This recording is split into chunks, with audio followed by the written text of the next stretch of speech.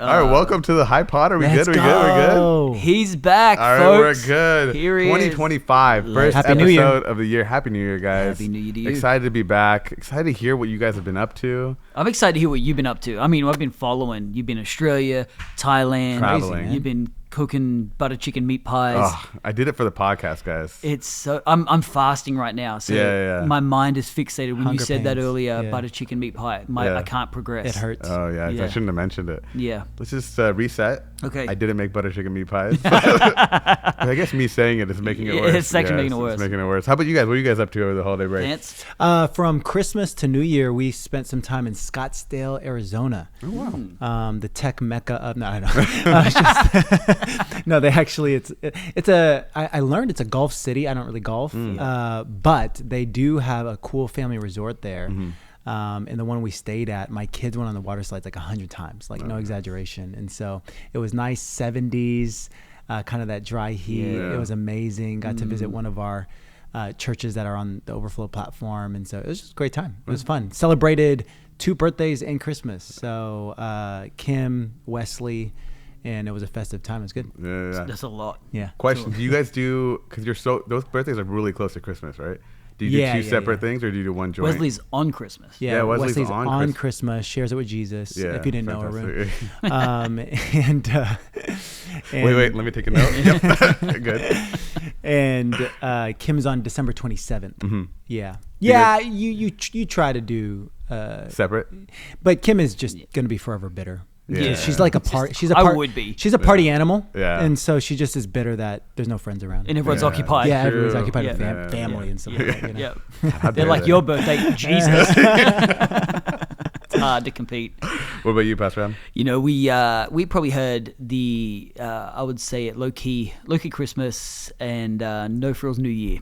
We literally No just frills were, New Year. We were literally just chill. We had a lot of going on in the church world, and you know, I would say it was probably our most spiritual New Year's. We got a lot of downtime to read a lot of scripture, prepare for the year. Wow. We formed new prayer habits and have been fasting from the beginning of the year. So it feels like a long time ago now. But honestly, it was pretty low key. Got a lot of time with the girls, That's good. which is just So good. You know, at the age they're at, you know, young adults, it is just a thrill when they want to hang around and just do stuff. So we spent between Christmas, New Year's, coffee, Dutch Bros, Guns. and guns shooting. Oh, yeah. So I he saw that. was that the first time they shot, or That was the first time they had used the rifle, yeah, and the pistol, yeah. The first time they were what shooting. was that sensation like? Actually, I was so impressed because we did a whole coaching. I did gun safety. Wow. We walked through, you know, the whole thing, and you know, my girls, they get kitted out for it, so they put their camo gear on. You know, They want the whole pic. thing. Yeah, yeah. They want the whole Instagram journey. But it was really cool, and I'm now anticipating my Christmas present, which I got a new hunting bow Oh, for nice. Christmas. So that's the next evolution in being a hunter. And running, you were running with Zara? Running with Zara, so cool. just doing as much dad-daughter stuff as possible. Yeah. I just like, why do anything alone? Do it Yeah. with your kids when you can. And it was honestly probably what we needed more than what we wanted. That's awesome. If you haven't, go check out Pastor Adam's Instagram. You can see all You of have this. to. It's a fun follow. All of this. That Oh, the runner, guns? Yeah. guns, but that runner post was really That was epic. dope. That was a Nike post. That was a Nike post. I was Yeah. like, who I- shot this? Yeah, so Well done. Zara is very, very skilled in video editing. I'm trying to direct it towards film or something because she's good, just got man. the natural. Yeah. She just So does talented. it. Yeah. Like I take a photo and then she goes, Dad, and she'll take. I'm like, hang on, we're Step using aside, the same Ricky. camera. We're using the same camera here. It's wild, but yeah. That's impressive. Who was the best shot? The best shot was Ooh, spicy. I'm gonna say Spicy question. I mean, deer is unfair advantage because Medea's done it before. Okay, yeah, fair. But Zara was most committed, and she got on target at 320 yards. Dang. Yeah, Impressive. that takes a lot of skill to do. Yeah. And you don't have a sniper rifle. You got a. Yeah, we got a sniper rifle. You got a sniper rifle. Yeah. They shot the sniper rifle. Yeah. Oh, very cool. Yeah, of course. Yeah. Oh, very cool. How, Yeah, it's a you got- 308. Oh, nice. Yeah, Nice. it's nice. got a loophole scope, and Yeah. my longest shot has been about just over 500 yards, but that's where I have to take that is pretty much from the front of the property all the way down the back, and Yeah. so no one can be home, you know, because I have to shoot past the house. You know? I don't want anybody walking out with the trash. Yeah, you know yeah, what I mean? yeah. So yeah. What's the range on the gun? I mean, the scope can go pretty far, but I think you could definitely hit up to 1,000 yards for sure. Impressive. Well, welcome to the Gun Podcast. Yes. We're just changing it up. We're about to we get only way have more 40. views. Yeah. We're trying to improve our follower count. That's what the Gun Podcast. This will change. Trying to get some men to follow this thing. Love it. But yeah, if you're new, this is the High Podcast. We do tech, faith, innovation. Yep. But to start off this year, before we get into all the tech that we usually do, I wanted to see what you guys have planned for 2025. What have you guys been doing? You talked about doing some prep spiritually for the new year. What do you guys got for the new year? Wow, what a way to open it up.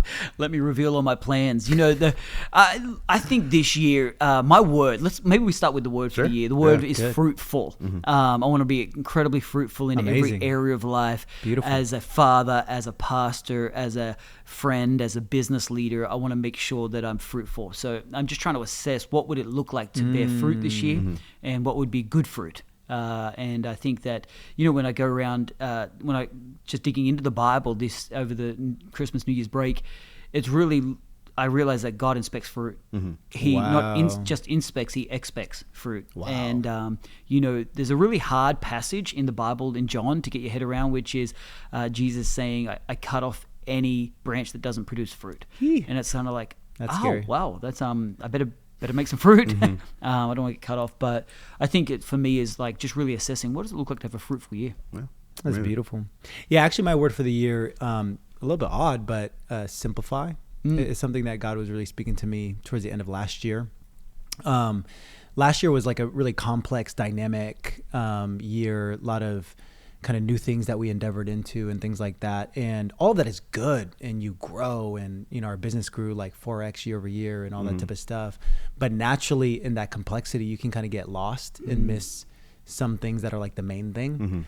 Right. And so this word simplify has been just really healthy for me, at least in the season. I don't know if it'll carry on throughout the whole year, but even just having that word in my mind, tackling Slack and emails and different situations now, I make quicker decisions. Because I'm like, okay, what's the decision that is going to be scalable, effective, right? And what's the fluff that I don't need, right? And so that's been really good. That's good. And for some people out there that haven't done this, had like a word for the year. Do you have a word? Yeah, I have a word. Mine's relationship. I think it's like different than previous years before. I think I've usually been so focused on like all these goals for my personal career and like all this kind of stuff, and like this year has been all about, it's going to be about three things: faith, family, and friends. And it's just the relationships there. Then I have a sub word around that, which is the action. I just got to do stuff. I'm a classic overthinker, and I just want to just do. Like that's what this year is going to be about. And so, what's an example? I think it comes to like any big purchase, any big move, like career wise, I always overthink, you know, what are the pros and cons? And by the time I've done that, it's been like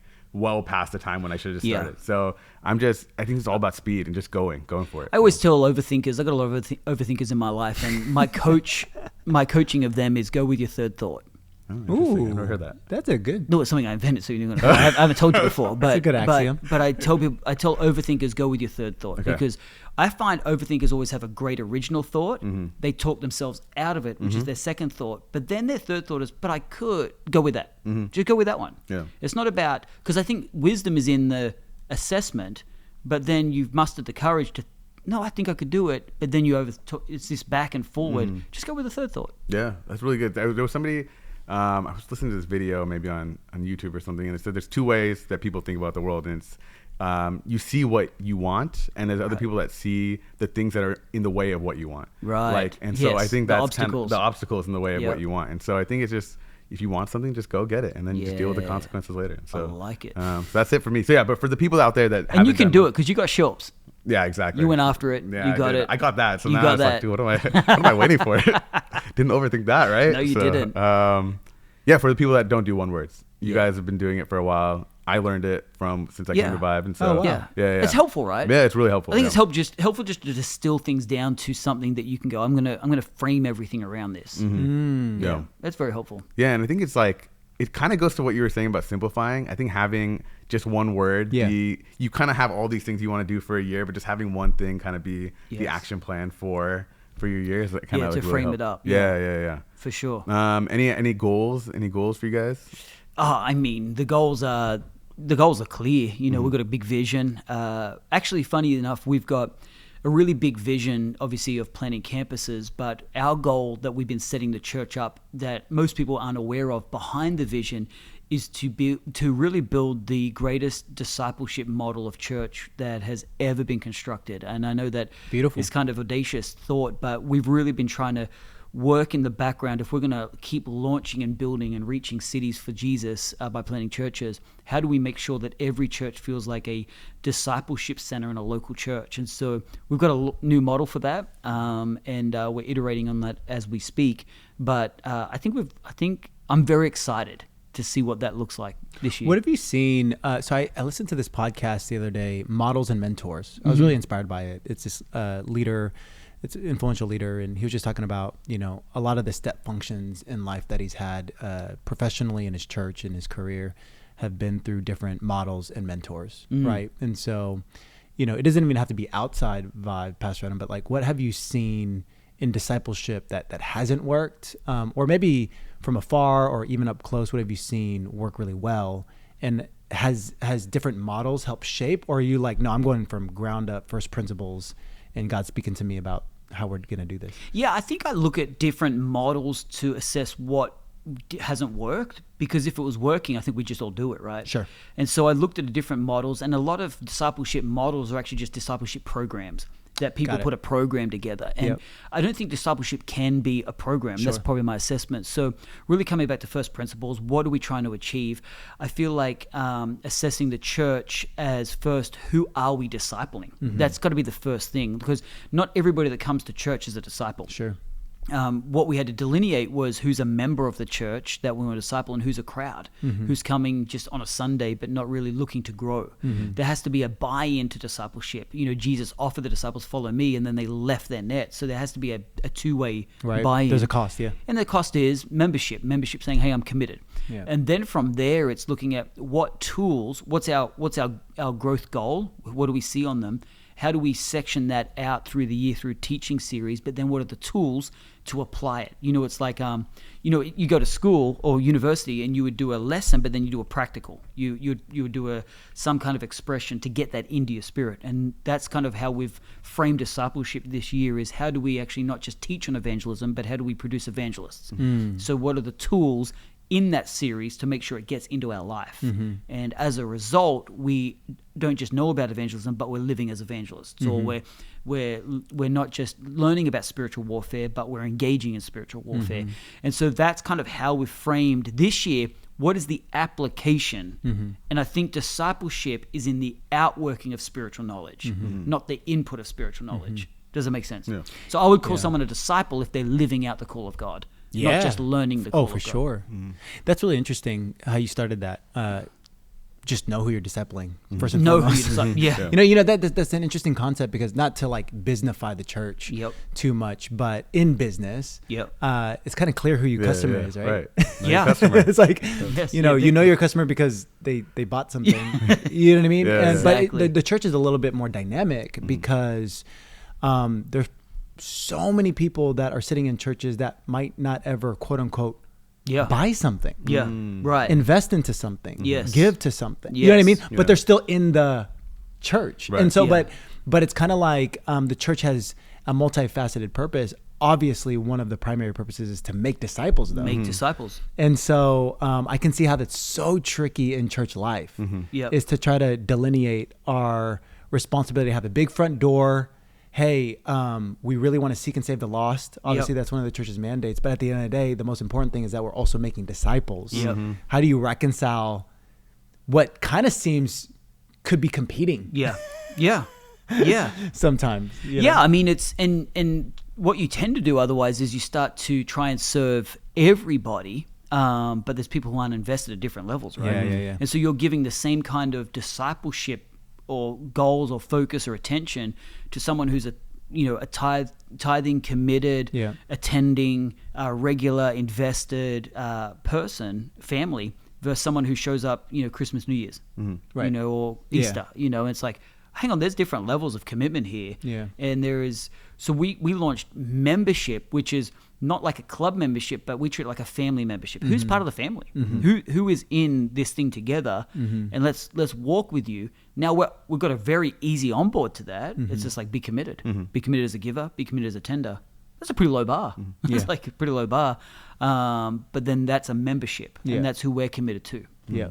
So what do you see? This is actually a question, like a conversation I started having after one of your messages late last year, where you talked about the role of a pastor I think you said it as like at the end of one of your messages, where you said the role of a pastor is not for me to echo what I get from God, but to guide you to create a personal relationship that you have with God, right? I think I said so the difference between a pastor and a priest. Yeah, exactly. Yeah, so a priest will pray to God for you. Right. Will take your prayers to God. Right. Whereas a pastor will connect you to God. Right. And so after that, I started having this conversation about the role of the church, right? And so for people that become committed, become members of the church, you want to have a personal relationship because of the guide that you got from the pastors and the church to get you that personal relationship. And then you're committed to the church to help bring other people into that light, right? And so I've always seen the church as like a beacon for those people, but the people that are in it then help grow the church there. Do you agree? Is there anything more outside of that? I mean, if you actually take 1 Corinthians and you take Paul's approach, my job is to empower you to do the work of the ministry. Right. I'm not doing the work of the ministry, but a lot of churches come to watch the minister, and go do ministry on me, right? And it's like, okay, cool. That's needed for a season, but then when do you switch from being minister to me to now God minister through me and let me be a minister in the world? And so my job, I definitely think, and my role has definitely changed, I think, in the progression of the church. When Vance and Kim were first here, they were literally the first people. And so my role was pastor. My role is less pastor now. And I'm not claiming, don't start calling me like apostle, but it's more apostolic. And I'm releasing pastors to shepherd people. My job is to keep thinking kingdom expansion. What are the teaching series that we're distilling down through the church, and how do I lead us spiritually forward is leadership and empowering pastors to shepherd and care and all those kinds of things. So I would say that my job is to empower you with tools, insights, teaching, so that you go out and do the ministry. And it's within the church, or is it like outside of the church, or is it within kind of like the Vibe umbrella, or is like not really a difference to you? For you or for me? Yeah, for me. For like the people that you've like kind of released this on. I would say it's to expand the kingdom. So it doesn't matter where it is, right? Well, if we want to take the podcast this way, I think to expand the kingdom, right, is we're going to look at, well, what's your job? Your job is to take people from the kingdom of darkness into the kingdom of light. Okay, so your primary job, beyond SWE, beyond Overflow, is as a follower and a servant of Jesus Christ, right? Right. And your job is because you're in a kingdom now. You're no longer, so you've got, what we have with spiritual warfare is we've got two kingdoms. We've got the kingdom of darkness and we've got the kingdom of light. Now, you have become, through becoming a follower of Jesus Christ, he saved you from the kingdom of darkness and he made you a citizen of the kingdom of heaven. Beautiful. Okay? But you weren't a citizen in the kingdom of darkness. You were a slave. You were enslaved by your sin. True. And now he freed you. That's why we're saved. He freed you. And Colossians 1:13, Colossians 1:13, it says that he transferred us from the kingdom of darkness into the kingdom of light. Okay, so it was a transference that happened through the salvation process. Now, what you've got to understand to actually effectually live out your Christianity is you've got to understand what a kingdom is. It's different from what we know within America. We live in a democracy. So we vote, we have opinions. In the kingdom, you don't vote in a kingdom. You live under the laws, the culture, and the characteristics of the king. We have a king, his name is Jesus, right? So in the kingdom, there is laws, principles, like sowing and reaping. First shall be last shall be first. These are principles that when you prefer others, God will prefer you. There is principles and laws that happen in the kingdom that for kingdom subjects, not even citizens so much, but subjects of the kingdom, those laws benefit our life. When we understand there's a culture of the kingdom, you can actually point to kingdom culture. So kingdom culture is honor, peace, generosity. These are all kingdom characteristics and culture because they reflect the king. So you can literally look and go, oh man, that's so kingdom. When someone is generous, you go, that's so kingdom, right? But then you can actually contrast and identify then what's the anti-kingdom culture, which is darkness culture, which is depression, anxiety, fear. All these things become a contrast. So our job as subjects of the kingdom is to extend the kingdom. What is the kingdom? It's the rule and reign of God, of Jesus. So therefore, then you take your platform of Overflow or Sui or whatever it is, and you go, how do I expand the kingdom in that sphere? Good. God has given me a realm. Now, one of the characteristics of the kingdom is excellence. So I've got to do my work with excellence. Good. But then how do I glorify God, and how do I expand his rule and reign, his kingdom in this sphere? That's really good. And that's what we get to work out. Beautiful. That's my job as a pastor, is to say, hey, how do you do that? And how do I empower you in the crypto world? How do I encourage you to do that in the philanthropic and generosity sphere? How do I empower you guys with ideas so you not just live it, but you model it and you expand it? So good. That's really good. That's a free teaching for you guys there. But that you asked it, right? Yeah, that's essentially what you're doing, and that's my job as a pastor, is to not come in there and go, hey, bring me to your workplace and let me. No, you do it. You be the pastor, the minister in that space, because you're the kingdom agent in that sphere. Beautiful. And it's like the best way to scale too. It's like, yes, it's the only way to scale, really. It's the only way to scale. That's amazing. But I think people have looked to do ministry on a Sunday. No, ministry is like a learning, equipping, anointing. So you go out and you do ministry in your marketplace. Yeah, it's interesting, right? Because when you hear about the stories of prolific Christian business leaders, right? It always goes kind of to the same families, right? Yeah. The Cathay family, the Green. Chick-fil-A, right? The Green family, Hobby Lobby. I was just thinking the other day, I was like, man, there needs to be more. Because how come... It needs to be way more. How come, the one that we point to all the time is like, I love it, but it kind of makes me fat. You know what I mean? Like, it's just like, you know what I'm talking about? Like, those fries are so good. It's so good. Like, the hospitality is world class, and I'm not trying to discount anything that they've done. I'm just saying there needs to be more. Right. Like, why can't we have like an athletic brand that's also kingdom led, right? Why can't we have a fintech company that's kingdom led? Why can't we have a crypto company that's kingdom led, right? Like every sphere. Why do we have to always point to 1 to 2 families?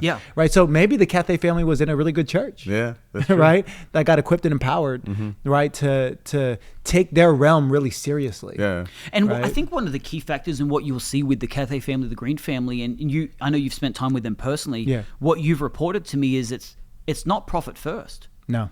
It's kingdom first. It's kingdom it really first. Is. Otherwise, it's Chick-fil-A would open on Sundays. Yeah. If it was crazy? profit at all costs, Right. They would make so much more money. They wouldn't sacrifice a Sunday.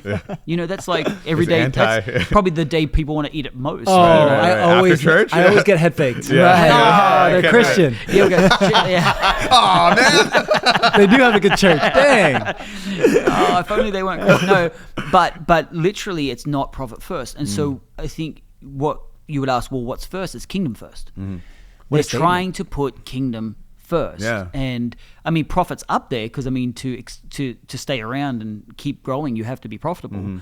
But it's a mechanism, but it's actually about profit serves the expansion goal. It's not the goal serves to get profit. Yeah, and it's interesting because I've grieved a little bit, right? Because there are certain people that have used like Jesus as a logo. Yes. And have had clout for maybe 2-3 year run. I mean, like Kanye is one of them. Yeah. Right. Yeah. I don't think he listens to this podcast, so we'll talk openly.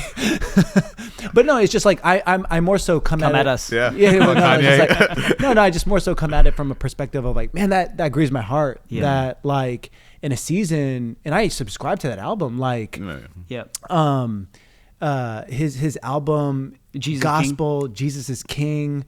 It was beautiful. I thought it was beautiful. It had a moment, but because it was more a logo than an actual like systematic. It's sad, yeah. Right, you know what I mean? It's sad it is because it's short-lived. Yeah. Yep. You know what I mean? But then you have other organizations like the Cathay family, like the Green family. It's like so deep that this is going to last decades. Yeah. Right. And it's like, okay, cool.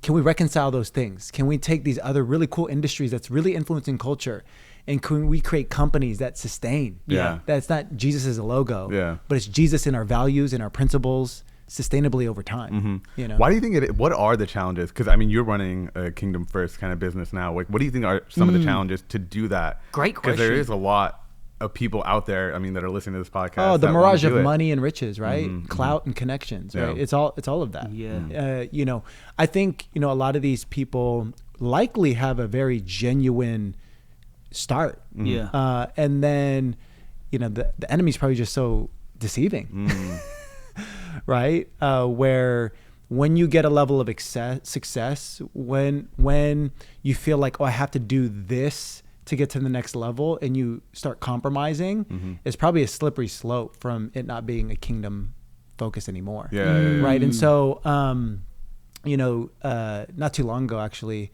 at Vive, there was somebody that you brought up, beautiful, you know, mother in our house. Her name is Trisha, and you brought her up to do this testimony about her vision commitment that she ended up fulfilling because she just felt so burdened by the Holy Spirit to get it done.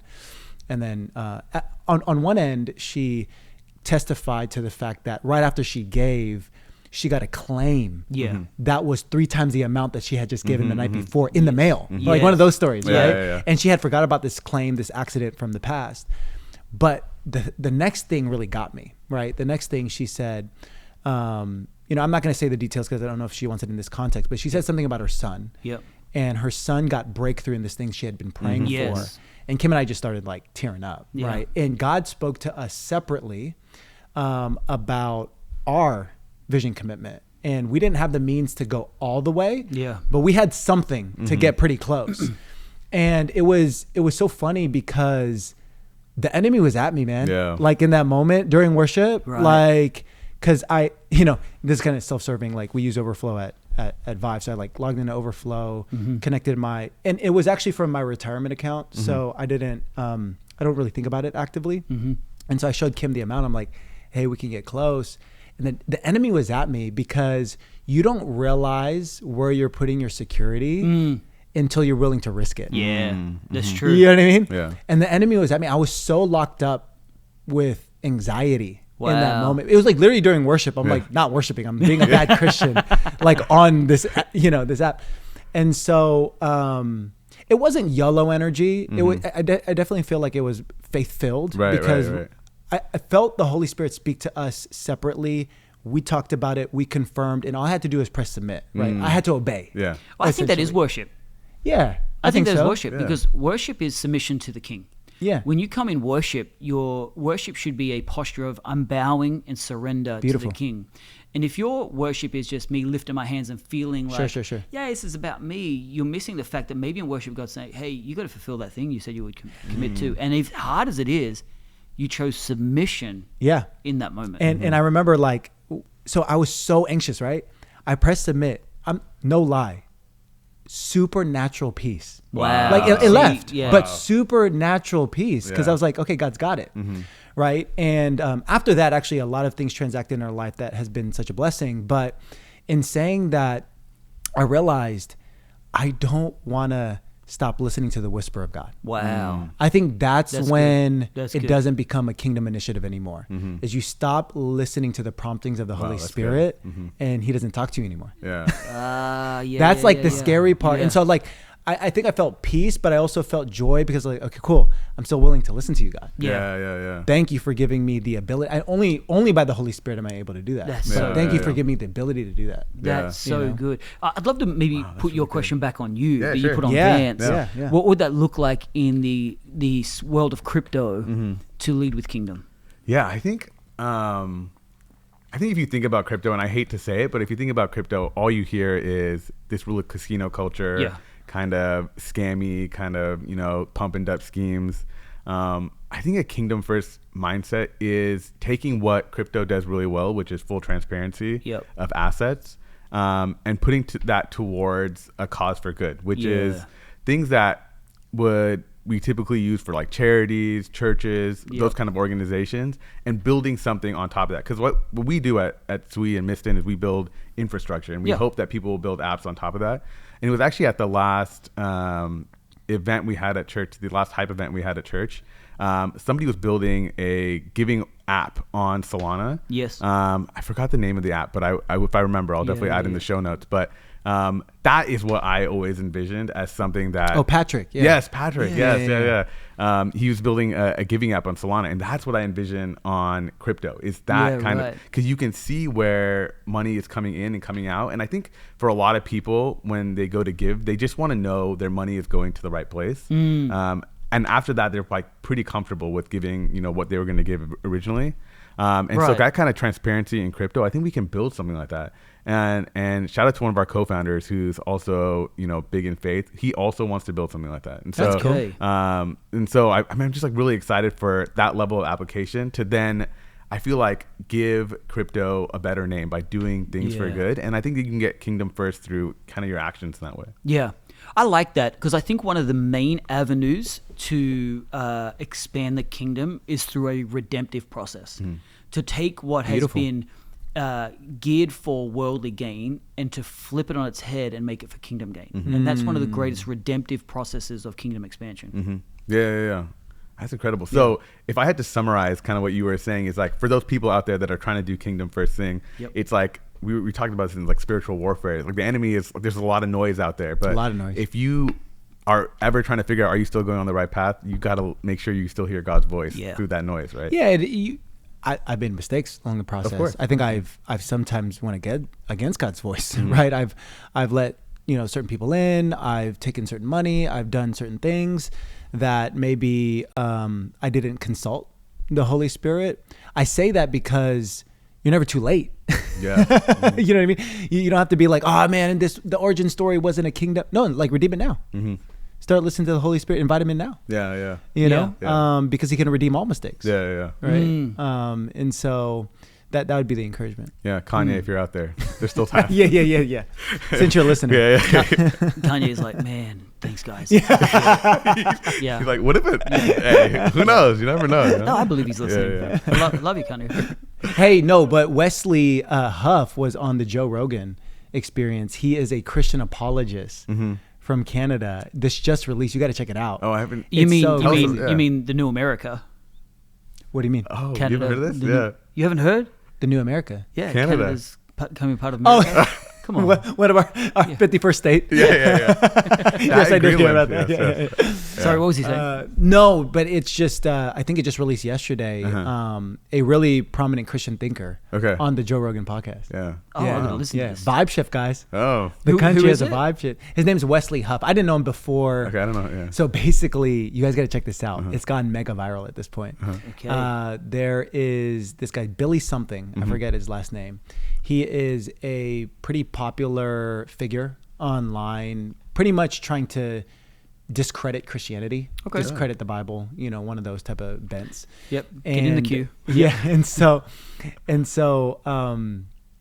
this guy, Wesley, who's like a Christian apologist, ends up getting on his podcast and totally, it's a little bit hard to explain. You have to watch the clip, Right? But totally like dismantles Billy. Oh, okay. And it's kind of like, he had a, with your pants down moment, right? Where he just got totally like revealed. And what happened was it was mini viral. And so what made it mega viral is he put some lawsuits against Wesley, and then the internet just blew it up because he put lawsuits telling him to take down those clips. Oh, man. And that just mega blew it up. So much so that Joe Rogan heard about it and got him on. And so now it's mega. I gotta listen to this. That's a good background. Yeah, but all that to say, I say that because you have a really prominent Christian thinker on the Joe Rogan Experience. It's pretty cool. That's really Very cool. It's pretty cool. Yeah. So they talked about faith, Bible for 3 hours. Oh, that's fantastic. 3 hours and like 10 minutes. Yeah. That's It's crazy. Can I say something about Joe Rogan? He's such an open. He's so open. He's just so open. He loves to chat about. Love it. Yeah, Love it. everything. Like you'll go from mushrooms, one podcast, to bow hunting, to aliens, Bible, to dragons. By the way, if you haven't heard, I forgot the guy he's interviewed about the pyramids. Fantastic. Oh, yeah, I have episode. heard some of that. Fantastic episode. Yeah, I forget the name of the guy, but yeah. Interesting There's stuff, man. Really interesting. But Yeah, speaking of I love vibe that shift, I mean, we should get into it. Meta, what's on the phablet? Meta, censorship. We got to talk about Mark. The Zuck. Oh Dude, yeah. Gold The Chain Mark is Zuck. my favorite. Yeah, Gold Chain Mark. He's the He best. is the best. He really is crushing. How did he change his perception in America so quickly? I think Yeah, he we need to Kind of study like that. Trump, right? We Like, I don't need to know. This study is that. crazy. We need to study that. he went from Nerdville into Curly hair, UFC buff, fighting. Yeah. UFC fighting, Yeah. gold chain wearing. Yeah. I Like- think he went from I'm going to fight Elon to I'm going to be Elon.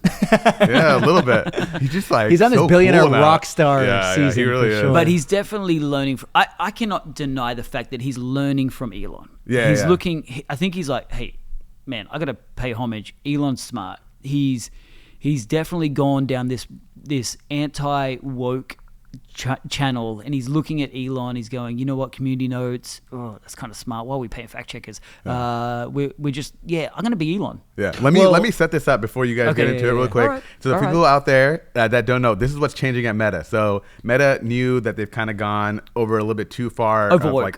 Overwoke. And Yep. so Mark Zuckerberg yesterday, I think, or 2 days ago, 2 days ago, just released a video where he's talking about all the changes that are coming to Meta and Yep. some of the notes that I took down. So they're dumping their fact checkers, like you said. They're going to replace them with community notes. Yep.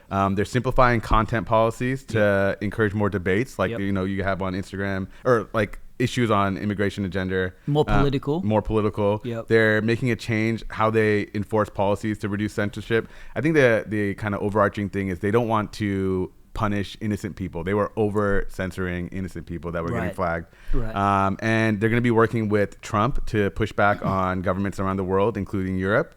And then the last one is they're moving from California to Texas for their content policy team. So that is so funny. Yeah, The whole speech what does was that- hilarious. Yeah. Yeah. Well, because he's obviously saying California is super biased. Yeah, we can't find anybody here that's not woke.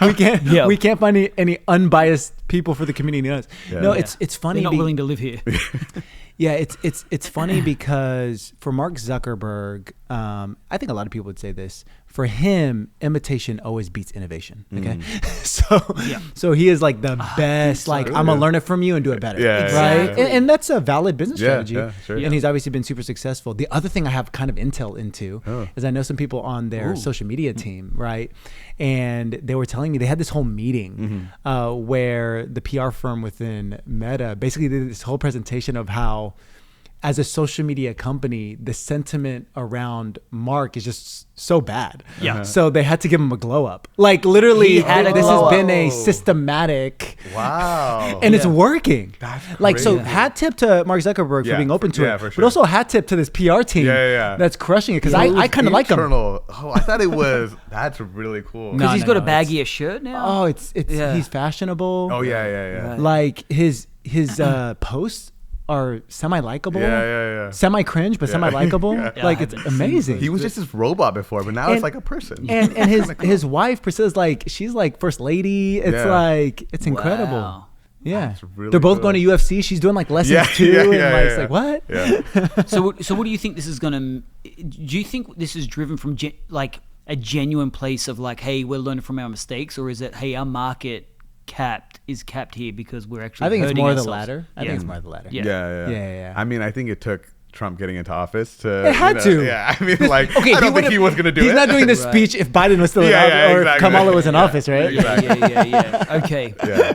But do you think that's genuinely Mark's position? He's like fed up with being pushed around and bullied by the woke mob, or he's like, no, I actually see the benefits financially of this. So that's yeah. a good point because I do think there's two caricatures here, right? Because there's this question that some people ask, which is politics downstream from culture or is culture downstream from politics, yeah. right? I think it can go either way. Clearly, in Mark's situation, it seems like his culture is downstream from politics. for sure. Right? But it seems like But with Elon's Elon, culture it's different. Yeah. can shift to politics. Yeah. Because I still, if I were going to make a bet on what was the most influential thing about this past election, is when Elon bought Twitter. Yeah. That is my bet. Yeah. A lot of things happened. Trump getting, Shot at, shot at and all Yeah. that type of stuff. Yeah, all that contributed. Yeah. But I think one of the most significant. Definitely. And when that happened and it shifted the whole vibe, I'm like, Elon's culture is pretty strong, man. Yeah. Like it's pretty compelling. Yeah, I agree.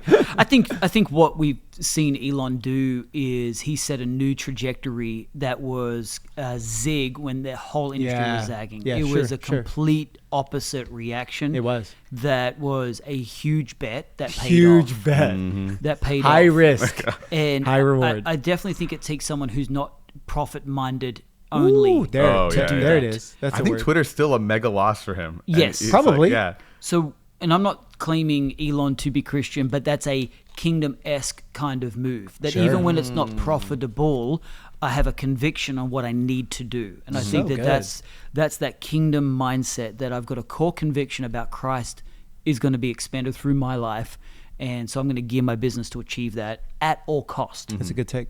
Yeah. not just if it benefits me. Yeah. Exactly. I actually wanted to touch on something you asked about does Mark want this? Yeah. He created, Facebook at the time when he wanted people to connect. Maybe it was just to copy, an existing thing and just start it himself and do it better.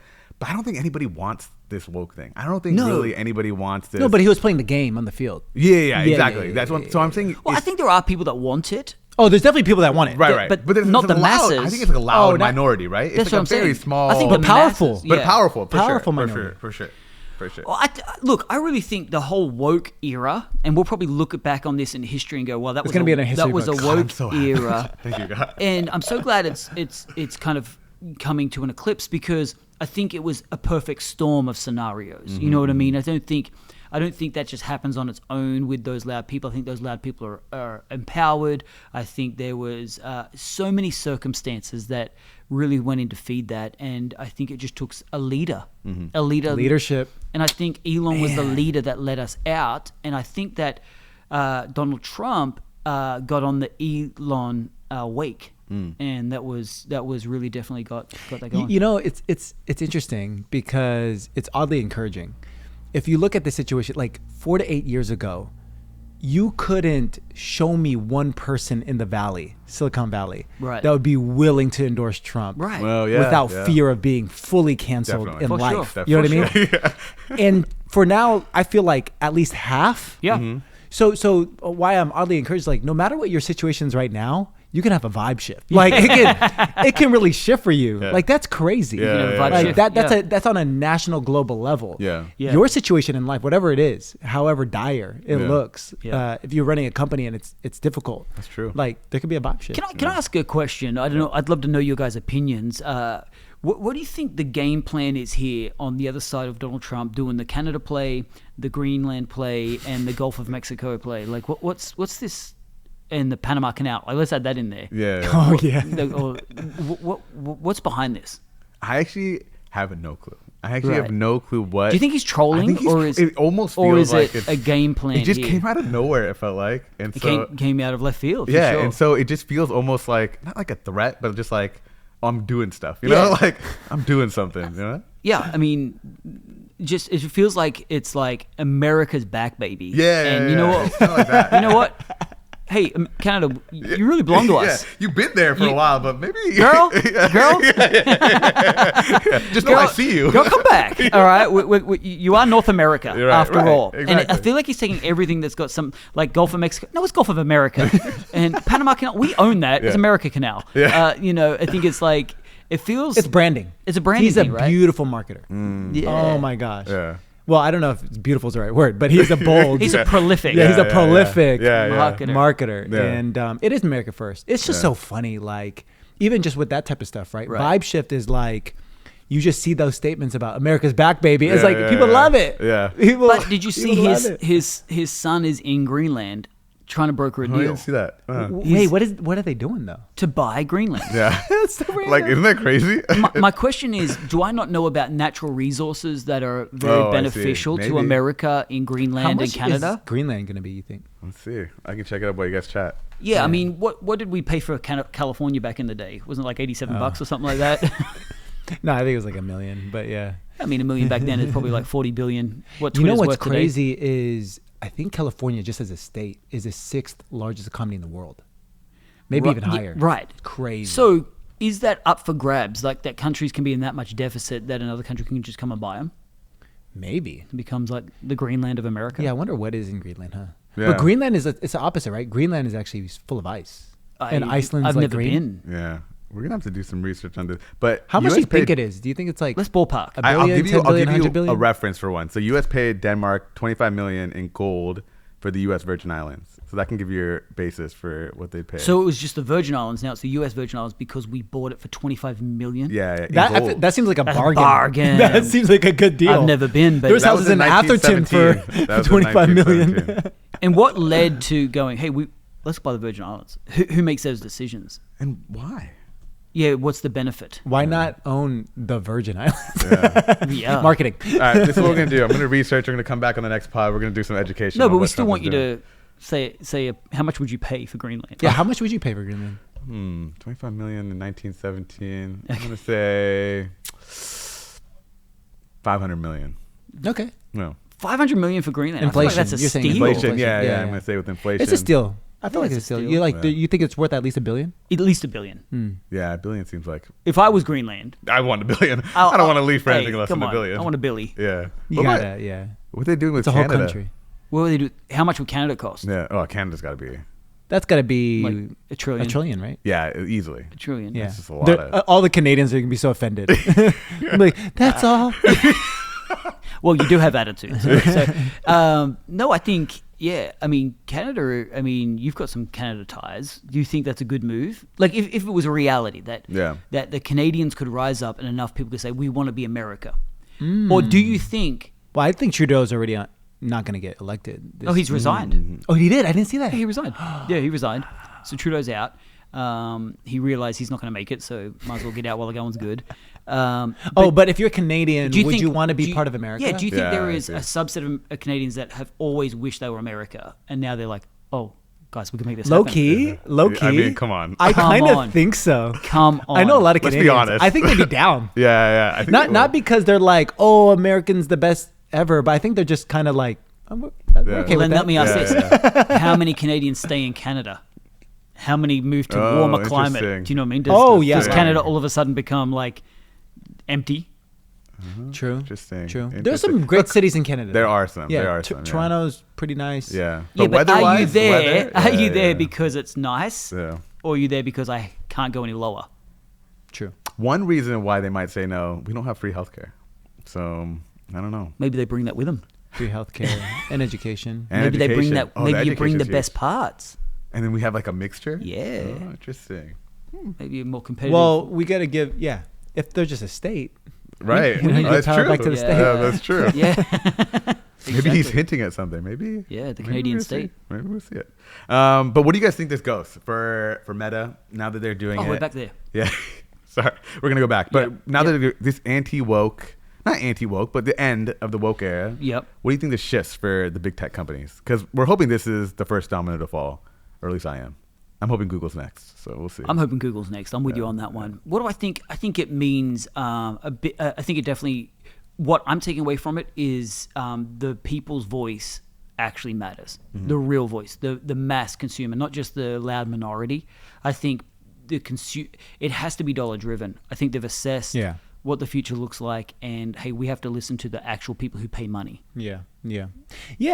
I would fully agree with that. I do think that there is this in America's back. The undertone of that is back to performance, back to exceptionalism, back to excellence, right? It's been kind of a pandering, listen to my preferences type of culture within some of these, especially big tech companies. Yeah. And it's going to go back to performance driven, right? Yeah. It's less about inclusivity. And I'm not saying, so that term has been totally robbed, right? Because it's actually not a bad term, but the way it has been abused has been bad. Yeah. But because Bad tone. that was the North Star, even at the sake of company performance, what have we been doing? This is not business anymore. Right. Yeah. No. And so I think people are just getting back to common sense. Yeah, right? yeah. So I think it was right before we left for break, Vivek I think came out with the plans to change how H-1B visas work. I don't know if you guys saw this, but essentially to what you were saying, to be more performance driven in terms of, and there was like a big, huge debate about, kind of all this because, visa is like a very touchy subject for people that are trying to come to the U.S. to do any work here. Sure. But like you said, I think that we are getting to that era of you have to be qualified. You have to be doing something that's worth what you are receiving. And so I think that's a good thing for America in general, and hopefully the tech companies like take it on. I agree. Yeah. And so the next tech company we got to talk about, the most valuable tech company, I think still NVIDIA. They just had a announcement, a show at CES, I think. Yep. And Jensen Huang was announcing that we are on the verge of the ChatGPT moment for robotics. Wow. So Really? Let's go, Jensen. yeah. I think it's Project Digit. He has it was a bunch of announcements. If you guys want to check it out, we don't have a lot of time left on the pod, but a ton of announcements. But I think we're really close. This 2025 could be that year, that breakthrough for. Man, if this is how we're starting, we're in for a ride. Yeah. I mean, let's just isolate that announcement for a moment with what was happening at Meta. Man, 25 is off to a good start. Yeah. Okay, so if we're talking like this year is the year of, quantum computing getting traction, if we've got the ChatGPT of robotics, we've got these projections. I mean, 2025 is going to be a technological up ramp. Like, it's just going to be acceleration moments. So this is exciting. Yeah. I don't know if I've got any bearing on it, but I feel like I'm kind of excited more than anxious. Well, I took my first Waymo it's really big in Phoenix. Like there's actually like more Waymos than Uber. I just heard a stat that in Phoenix they're taking over SF, like more so. And there's so they have more market share than Lyft right now. Yeah, exactly. I didn't know in that. San Francisco. Yeah. So I took my first Waymo. Way better. Well, oh my gosh, it's amazing. Tell me, I've never taken a Waymo. So tell me the It's experience. Incredible. No driver at all, right? Better driver. Oh, there is a driver. No, there's no driver. But Yeah, it's no driver. better. Yeah, right. Exactly. Yeah. It's actually probably one of your people like remote controlling it. Yeah. From like they don't even have self-driving. It's just me. it's a joystick. Yeah. No, but actually because we didn't have a car seat for Wesley, there was like an Indian person coming through the car. Hey, next time, please. Like live, right? So they are remote controlling, but they're remote controlling multiple. Yeah. Right. So it's like emergency takeover kind of thing. Exactly. Yeah. Oh, got you. No, I'm with you. Yeah. So it's better driving. It's just more pleasant. Like it's not somebody. I mean, don't get me wrong. I'm a people person, but like sometimes you're just like you're not trying to talk right now. Exactly. I'm just trying to get to where I'm trying to go. Yeah. You know what I mean? It always smells more pleasant, right? In the Waymo, like there's just so many amenities in there that is just better. Yeah. And don't get me wrong. Like I don't want Uber to die because like I think it's a sustenance of career for a lot of different people. I just think there's going to be more options. But Waymo, I would prefer. Like, it was awesome. Talking about this, we had a very unique experience during just on Christmas Eve. We went up to the ballet in SF, and you guys have driven around SF, right? It's. I mean, to launch Waymo in SF, crazy. Yeah, you've just gone for the hardest place, the hardest city, and so everything from there is easy, right? Arizona, that's simple. Oh, it's so easy. Yeah. But we had a moment where we wanted to get from the pier, and we wanted to get to Dogpatch where our restaurant was. No, I ordered an Uber. So this Uber turns up. We jumped in the Uber, but this guy was driving so fast. I know, it's scary. So scary. It's so scary. I had a moment in the car where I realized it's dangerous. I'm out of control. Yeah. My family, my entire family is in this car at this. I don't know this guy's driving experience. Right. It was like the first time I've ever been in Uber and questioned. I don't know his sobriety. I don't know. Totally. He doesn't seem like he's paying attention too much, and he had a little tick. And so I'm like, is this guy sane? Oh, that's freaky. And so I'm in the car, and I'm like, I'm panicking. I don't panic, but I'm panicking. I got out of the experience, and I said to her, I apologize for putting us through that. She's like, oh, what are you talking about? So she was quite fine and comfortable, but I was like, man, this is a unique experience that I'd never assessed. Interesting. And then I measured it because Waymos are flying everywhere. And I'm like, I think I want to get on the Waymo bandwagon because I feel like a computerized, Can't get drunk. Yeah. They're at least going to go by the rules. Yes. Yeah. And I felt like for the first time, this makes more sense, which was a weird experience. And that is actually the top critique right now for Waymo is they're slower. Yeah. Yep. But they're always They're going by safer. the rules. Yeah. They'll so on a 40 they won't go 41. You know what I mean? Yeah. And so if that's a top critique, I'm down. Right. I'm down. Yeah, because the speed this guy was going at, I felt in danger. Yeah, and it's I not was worth like, it. I literally said to Kira, I think I've really lost faith in Uber. Right. Because the last couple of drivers have been a little bit like chatty, or it's like they've been farting in there all day, so you're like, oh no, man, it's musty, dude. It's musty. You're like, I've been in I like just got in 60% of Ubers. Yeah, musty. Yeah, and I'm like, man, is the bar low now? And I'm sorry to Uber drivers out there who are listening to this while they're driving. Your customers, you're fine. But I think it was a real terrifying experience of something I was used to. And I think it was because I was comparing it with all the Waymos that were driving around. And you just think about it, like Tesla gets a hold of, and they're going to just do it so well. Oh, they're going to do It's this. going to be like, there's going to be a luxury version. Like, it's going to be crazy. Yeah. When Tesla comes out with their rideshare oh it's my going to be gosh, insane. It's gonna be crazy. I don't see why anybody would take anything else. I mean, like, it's going to be Waymo. I really hope Elon just is a good guy, because he's about to dominate the world. He really is. He's about to dominate the world. He really is. Lord Jesus. Yeah. I think he's smart because, Waymo are pioneering all the politics around self-driving cars, as far as like ride shares and all that kind of stuff. Yeah. They're going to break the ice there on the Google dollars, and then Tesla's just going to slot in with a better experience. Yeah. I mean, I've heard a lot of really good things about Waymo. They have a ton of data. They've been doing this since the Google Maps era of mapping the world. And so I think, if I had to bet, I think the two but data's viable. Data's, But here's the other thing, right? For us to realize, here's the other thing. It's actually a massive market. Yeah. It's probably one of the most transformational things we'll live through in the next 10 years. Yeah. Is that right now, even today, globally, only 1% of all rides, because we drive our own cars, only 1% of all rides globally is actually some sort of Waymo or ride sharing. Oh, even ride sharing, even Uber, including ride sharing. Wow. And so, and that might have gone up, but it's not more than 10. Yeah. And so if you think about it, if you believe the world should be 50, 60, 70% ride sharing or autonomous, it's a massive shift. Yeah. It's a massive market. One of my good friends, his son is 12 years old. He was telling me that in his lifetime, it's pretty reasonable to think that he won't need a license. Wow. He won't even need to know how to drive. Yeah. Wow. That's crazy. Okay. If that's a reality or not, I can probably guarantee that there is no need for my daughters to learn how to drive a stick shift. Mm-hmm. Yeah. Oh, totally. Definitely. Right? Yeah. Now, I want them to learn. Of I'd love them just to experience that skill. But I can't right now because I don't have one. Right. You can't rent one. Right. And so it's very difficult to teach my girls how to learn a stick shift. Mm-hmm. But, I'm going to have to invest in an old Land Cruiser or something like that. That'd be nice.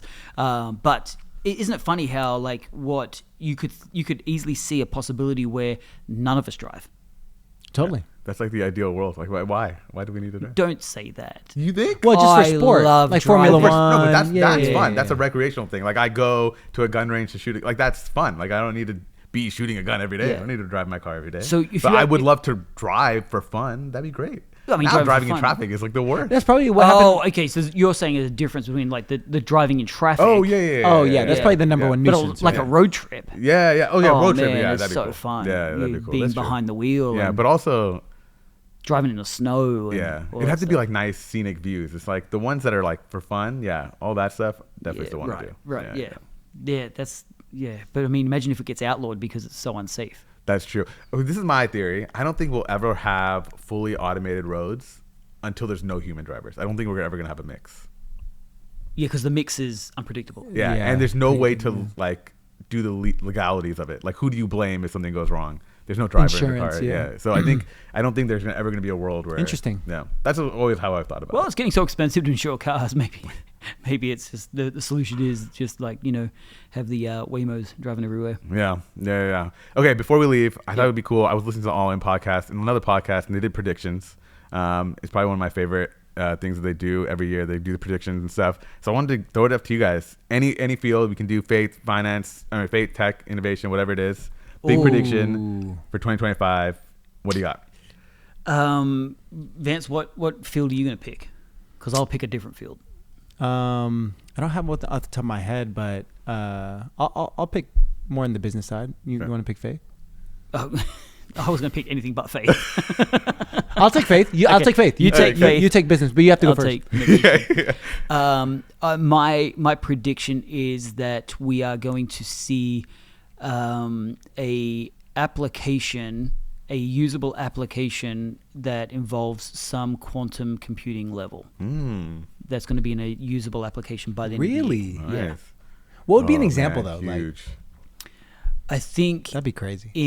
so I don't think there's going to be a personal quantum computing this year, but some access to it that will be through like a ChatGPT or some X, Grok, something like that. Interesting. Oh, so like consumer level. Wow. Yeah. That's pretty cool. That's my prediction. Yeah. I mean, I feel like if they have it to the point where even an enterprise can use it, we're going to see some pretty big problems get Yeah, I solved. just think things happen quicker now. Yeah, I agree. The speed to market, to the consumable market is so fast. Mm-hmm. It can happen in a year. Do you need more time? No, I think my take on the faith space is probably going to just start to trickle in this year and then catch fire over the next few years. But I actually think, not to be self-serving, but I think what we're doing at Hype, I feel like an expression of that, it doesn't need to be called Hype, is going to be necessary for the modern church going forward. There's another church that we're connected to called Awaken Church. And they have something, it's not the same, but it's their flavor. It's called Pathfinders. Yep. And I've seen it be so critical to what they're doing in the church. And so I feel like God is going to have revival in a lot of different ways. One of the ways is going to be through business. Yeah. And it's going to be through business leaders. It actually goes back to what we were talking about at the beginning of this podcast, right? Is business leaders willing to follow the Holy Spirit, redeem their industry, right? Build a kingdom-minded company. But I think it's those people not doing it in silo anymore, being willing to come together within their churches and be like a force, like a force that cannot be ignored. I was actually, so I shared this with Pastor Adam the other day. I was actually at this mega church recently, right? And went on site, and it's beautiful, right? Like one of the biggest churches in America, beautiful facility, massive like event center type auditorium, prayer chapel, incredible, all those type of things, all the bells and whistles, right? Yeah. Acres and acres and acres.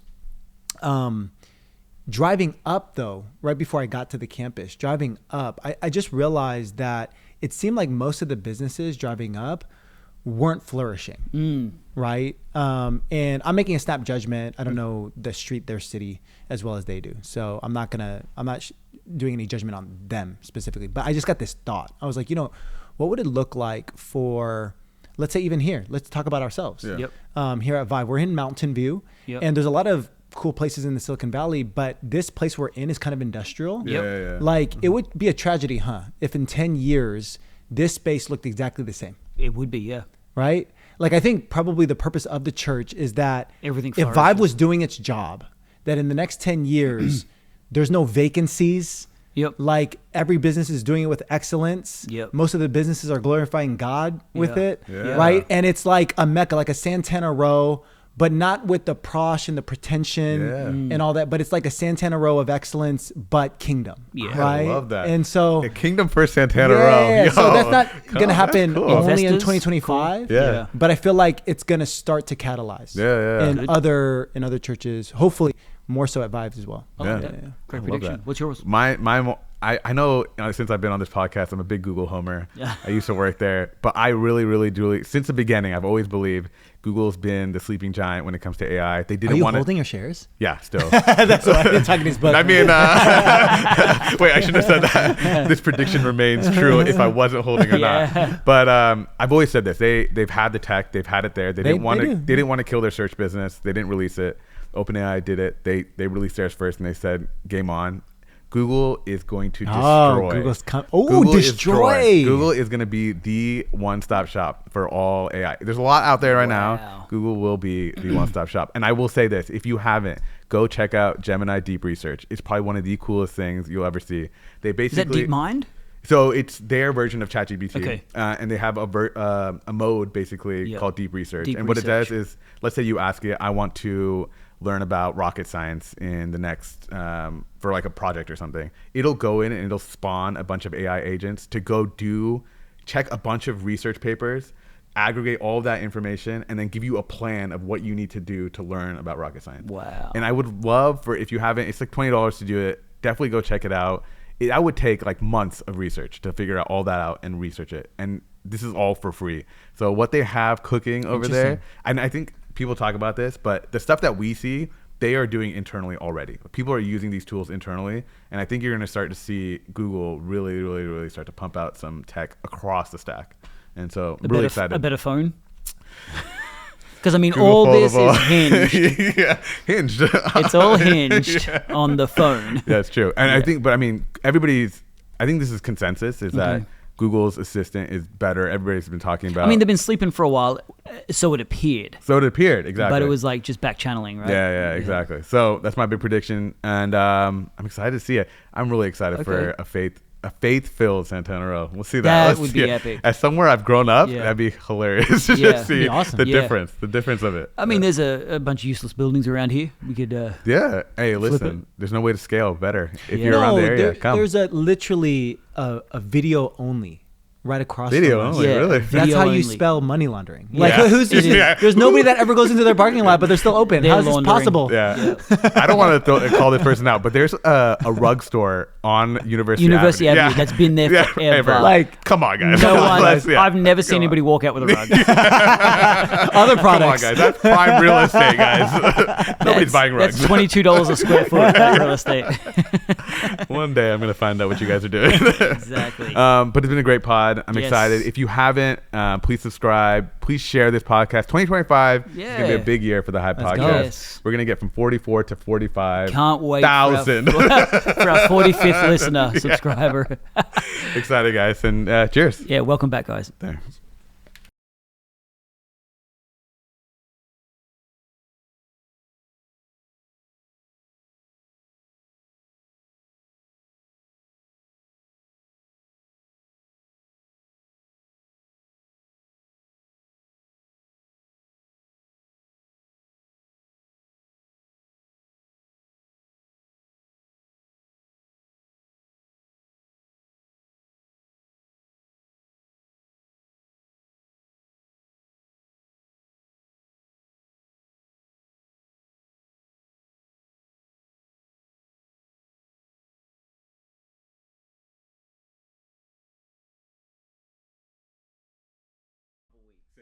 Okay. We're ready?